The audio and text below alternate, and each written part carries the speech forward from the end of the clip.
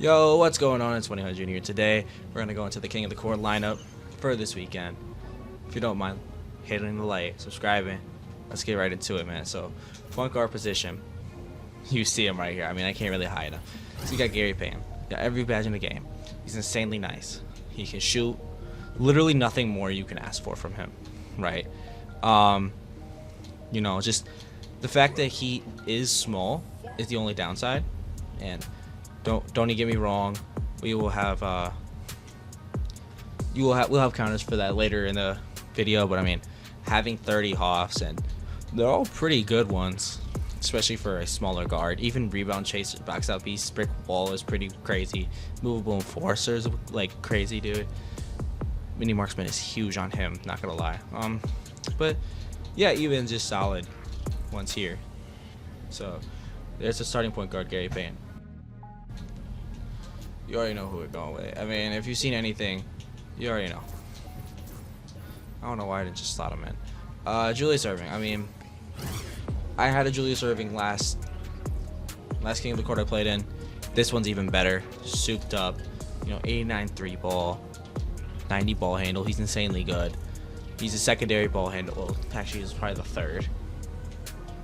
I don't know. Somewhere around there. Second or third. Yeah, dude, I mean, good tendencies. Yeah, 5 legend badges. And posterizer, pick dodger, set shot specialist, shifty shooter, and on-ball menace. Huge badges, especially at the 2 guard position. So his is gonna be our 2 for King of the Court. Now your 3, if you've seen anything I've posted, you see anything, you already know it's Beasley. Now, I mean, again, look at like 94 mid-range 3, 86 ball handle, 88 steal, half decent defense, good speed, pick dodger, legend. Every other bunch of just crazy Hall of Fame badges. On-ball menace, halfway to 9, paper patrol are probably my 3 favorites on this card. And then 6 gold, whatever, right? Other badges, I mean, glove would be big. Every other badge I don't care for. At the power forward spot, again, if you know me, you know who we're running. It's Triple J. Super good, all-around card. You know, 93 ball, 93 midi. Can someone put the ball on the floor? Really high block, really good rebounding, you know, really good badges. My fault. Yeah, I mean, this card is just super nice. Brings a lot to the court. In the center, again, you know anything about me, you know who we're plugging in, man. Victor Wembanyama, dude. This card is insane. Well, it's more about the fact that he's just versatile. 87 3 ball, 79 ball handle isn't bad. 97 block, 94 95 in the rebounding, 79 speed is the only downside to this card. And 2 pretty good badges. I mean, I don't go into the post a lot, but I mean, if I go against like a Galaxy or even Dark Matter Braun, gets switched on to Wemby, he's going to knock him over, right? And then he's gonna just go for a quick layup. And then 21 Hoffs. I've actually added recently rebound chaser to him because this is just a good badge to give to him. So there's that. Yeah, that's the starting 5. I mean, that's that. And at the point guard position, off the bench, I feel like the choice is always between Zach LaVine and Austin Reaves. I go Austin Reaves. Now, if you want to be honest, Zach LaVine is better. You should run Zach LaVine. I didn't because I wanted badges. I'm greedy, okay? He has 0. I mean, he doesn't have 0 dunking capability, but like, wait till we look at the biggest stat. I mean, he's amazing. 67 blocks, a little dude. An 85 vertical, 79 strength. It's just weird. Feels funny. But otherwise, he's an elite card. He's a nice jumper. A couple badges. I gave him a bronze badge. Which one was it? Post lockdown. Whatever. Yeah, good badge breakdown. Good card all around. Austin Reaves is my bench backup point guard. At the shooting guard, if he isn't starting, he's on your bench. Brandon Roy. Dude, this card is in a lockdown. 97 3 ball, 98 driving dunk, 96 ball handle. You should never dribble with him. Really good lockdown wise. Good, decent in rebounding. Very good physically. This card is elite. Don't look at the injuries. 25 hoops. I mean, this card has a job, and he does it. There's just no question about it, dude. This card is the backup shooting guard. At the 3 off the bench, LeBron. Yeah, I was really debating between him and Bender, and one thing caught my eye. And it's the fact that LeBron is more versatile. He just feels better on the court. Offensively, his dunk animations feel better. His jumper feels more consistent because Jonathan Bender gets slowed down really quick. We're looking at a 97 driving dunk, an 89 3 ball, 87 ball handle. Like his lowest stat, like I think, don't look down here. It's probably 84. 84 or 82 post hook. 84 is his lowest stat. I'm not selling it, so it's unsellable. So I just 30 gold badges, well rounded. I think it can have more. I'm not throwing more on it because I'm not wasting my badges. But yeah, LeBron is my backup 3 at the 4. Oh no, he's on everyone's team, and he is so nice. I mean, mine. I'm putting up 6 points with him, and he's off my bench. He's taking 2 threes a game and making 1, which is bullshit. I use him in park, so that's probably what brought it down. But 1.2 to 1.8, we'll take that odd every day.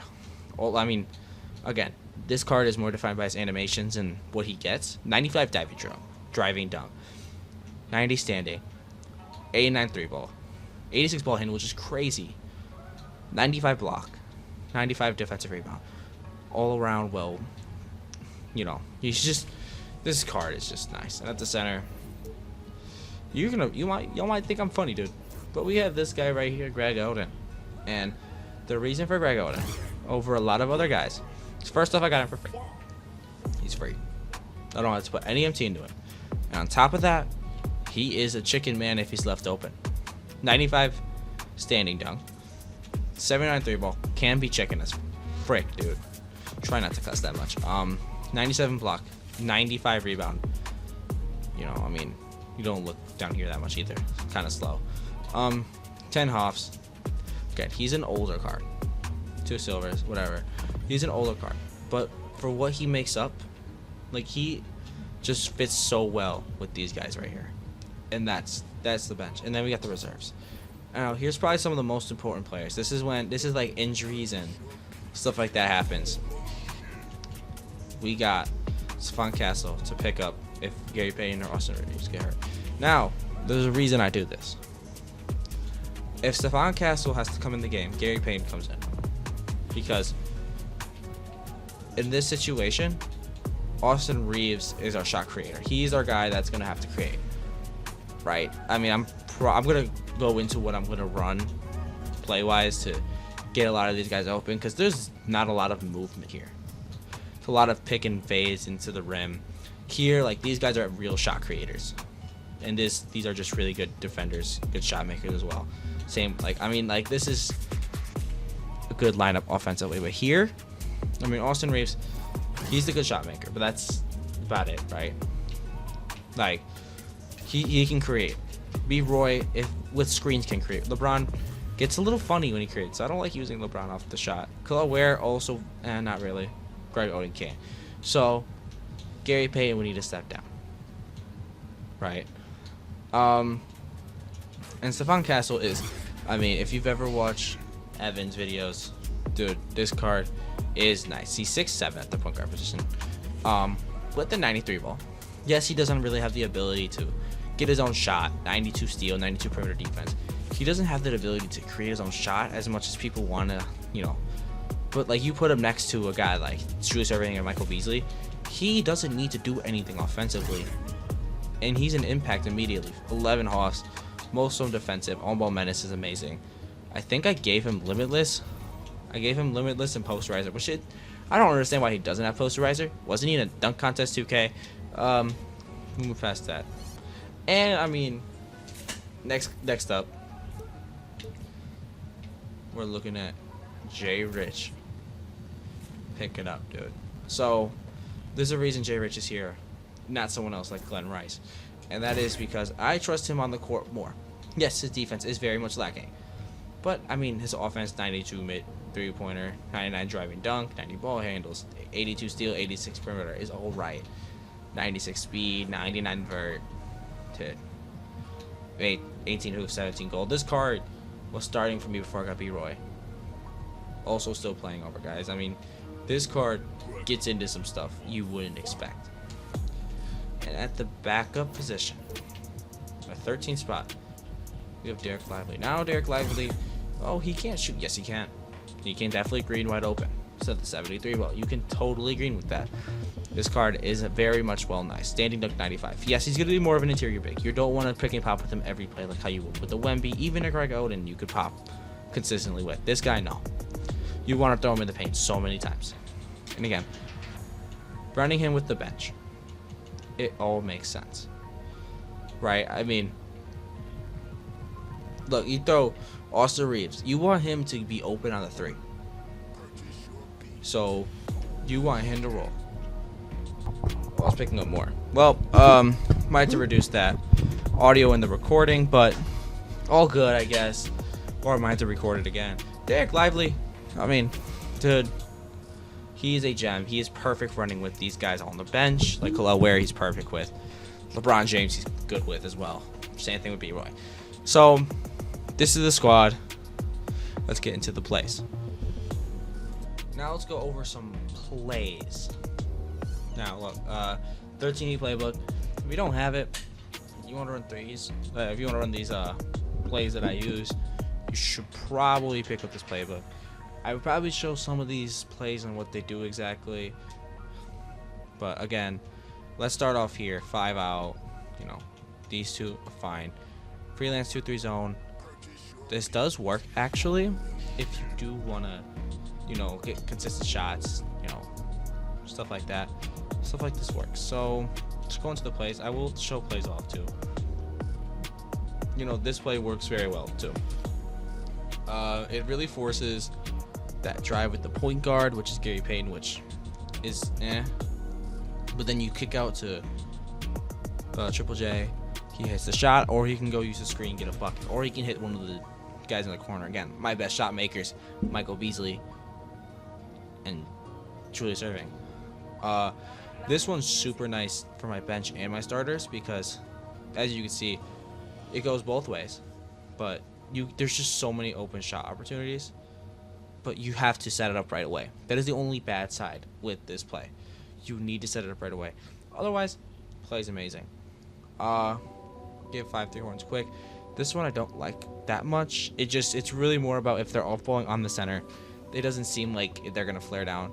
Be careful with these plays. These are really easy to tell with quick 4 horns, a quick 3 rip floppy, because when they set it up like this, they most of the time will go that one way. But yeah, here it's really just that they're off balling. Cut 5 alley, as it says, it's just a distraction play. You know, get them there, and then we have quick isolation, receive screen, cut the basket, quick post up, simple stuff like that. Defensively, all the on-ball pressure is gonna be. Oh my fuck! As I was trying to say, on-ball pressure, smother. Off-ball pressure, tight. I don't like going smother here because they get backdoors, no matter if you're on-ball or off-ball. So, first direction. It depends on who I'm playing. This setting does get changed sometimes. Sometimes you want to force a middle if they're taking way too many threes and, you know, their center can't shoot. Throw them right in the paint at Wemby. Boom, amazing. Baseline, never. It's always middle. Like, let's say they have, who is a non-shooting center that's like Dikembe. People love Dikembe for some reason. If they run 5 out, Dikembe's in the, like, on the wing, you want them to force direction to be middle because it is amazing just to have Wemby sit at under the bucket, just block shots. It's amazing. So, but most of the time, automatic. On-ball screen, go over. Most of the time, they won't go over. If you're playing a guy that doesn't have the prettiest jumper, my fault, whoa. If you're playing someone without the prettiest jumper, go under. You will still get that contest every time. But most of the time, especially, you just want to go over. Hedge, no hedge, or you want soft hedge, depending on how they play. Again, these settings change how they play. On-ball screen center, don't. I feel like you just go over. Yeah, you want to soft hedge that. Just how I feel. Stay attached, always. You want to make it as easy as possible to not have switches. Off-ball screen, go over. You always everything go over on screens. Unless you physically can't, go under. Well, right in that situation, it depends who you're playing. If you're playing a guy like Brian Scalabrine, there you go. You can probably go under. The fastest jumper, it's still chicken though, so you gotta stay connected. But if you're playing a guy like Beasley, you have to go over because you need to make sure that shot is uncontested. Post 3/4 top. It's so yes, the baseline thing. It says it's a downside. No, it's not. When you have a guy like Wemby, Triple J, even Greg Oden or Kalower, it's not a downside. No, they just jump over and block shots. It's amazing. So, but the thing is, you don't want to go behind because especially with little guards, they don't get steals in that situation. And let's say that point guard goes right to the elbow and tries hitting him. Dude, it's a steal every time. Gary Payton will take that. Double team, manual. Don't want to do it every time. Pre-rotate, no. Switch guards, should be switch bigs. Oh no, it's switch guards. You want to switch guards. My fault. Switching guards, unless they have magic. If they have magic, switch big.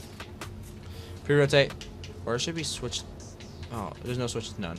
Pre-rotate, no. Don't want anyone moving. Screen help rules, don't help. Drive rules, don't help. Cutter help, don't help. Extended predator, sure. Automatic. Depends how you play. For me, no. I definitely could just auto come back right away with Wemby. But we're not. I don't want to do that. Unless they really can't dribble the ball. None of this other stuff matters that I think of. So, yep, that is what I'm running in with. Oh, coaches, I guess. Yeah, so this is the lineup we're using. And the biggest question that I think that I have for myself is why don't I have a center power forward so I can still use Jay Rich as an injury backup? And it's because I have 1, 2, 3, 4 guys that can play power forward. With 3 of them, I'm comfortable as hell. I don't trust Beasley. I trust the other. I trust LeBron. My fault. My fault. I trust the other 3. Don't really trust Michael Beasley, but I could trust Julius Erving at the small forward. Like I could plug in a guy like B-Roy, and then he sits the 1, throw him at the 2, and just like that, I'm comfortable again, right? Like I am fine. I'm also very comfortable with Triple J at the center position. I could throw him at the power forward, but I probably wouldn't do that. I'd probably just play Derek Lively. No, I played Oden. My fault. Yeah, and then goals. So my starting 5, I really don't. This is to more feel the water, right? But like I want to like get these guys hot. I'm gonna get these 3 guys hot. Even get these guys some stops. Get hot there would be amazing. But most of the time, it's really more about getting stops, keeping up, play with the better team, stuff like that. So, like Gary Payton, I gotta figure out who he's gonna score with. If it's a small enough guard, the 2 and 1, we don't switch. But if he has a guy like Magic Johnson, I'll throw Gary Payton on B-Roy. I'm comfortable immediately. Michael Beasley, just depends on what's going on, man. I mean, he has a chance to get taken out and be benched every game. Because if there's a guy like Giannis, yeah, I honestly, and if he's abusing that mismatch, honestly, yeah, I'm just taking him out. But otherwise, he's starting. So, Triple J, he's just here to block shots and make a couple. Wemby, my fault, same type of thing, but a little more on his plate. And then we have the bench. Now, my bench is funny because when you look at the starting lineup, 1 shot creator, 2 shot creator, 3 shot creator. All these guys can shot create. We have 1, 1.5, 1.5, maybe 2, right? Like here, these guys can shot create. These guys can get open looks. We're talking about that every second, right? But on the bench, we don't have that at all. So my goal with the bench is defensive stops into run. If you watch Ty Debo play, this is where I've learned to do that. You just have to get stops and run. Whoever I'm off-balling on, whoever I'm playing defense on, depending on the contest, I am running straight out. And you guys will see me do this. I will run straight out with them looking for a 3 or a dunk. I just want to abuse them. Right? That's all I want to do. I just want all their misses are going to be buckets. I just want to show that off immediately. Like Austin Reeves, his job. I mean, this is like the main guy with the real offensive job. He's really supposed to just make a couple shots, make good passes. He's a really good passer. B. Roy, he needs to just make shots, play defense, and that's what everyone's job is. Greg Oden's is more rebound and defense, but that's not the point. Does he have break starter? Okay, he does. Just thinking about that. Wemby has break starter too, right? Okay. Yeah. So just think about little stuff like that. I mean, even their job is to do that too. Starters is just to make shots, but the starters are more of like to feel out how he plays, because that really dictates how the game goes for me. Because if he's gonna play really weak on jumpers from point guards, they're gonna have 30 each, right? If he's off-balling on shooting guards, I'm gonna throw him into a rip floppy right away, right? If he has a small non-defensive small forward, these guys are getting buckets. But it all depends on how he plays in that first quarter. That first quarter dictates how I play. Power forward, really just pick and pops and pick and rolls, slips, stuff like that. Centers, same type of thing. If I got a problem with that, I shouldn't have a problem with that. I'll get open shots with either one of these guys. But yeah, that's the in-depth team breakdown, plays I'm running, defensive settings, and the honest goals of these teams, and what I want from each player. If you watch all the way to the end of the video, you should like and subscribe. Come watch me this weekend. I'm gonna dominate. I got top 10% last weekend. I want to get top 1. Feeling like I can get there with this type of team. Should come out, watch that stream.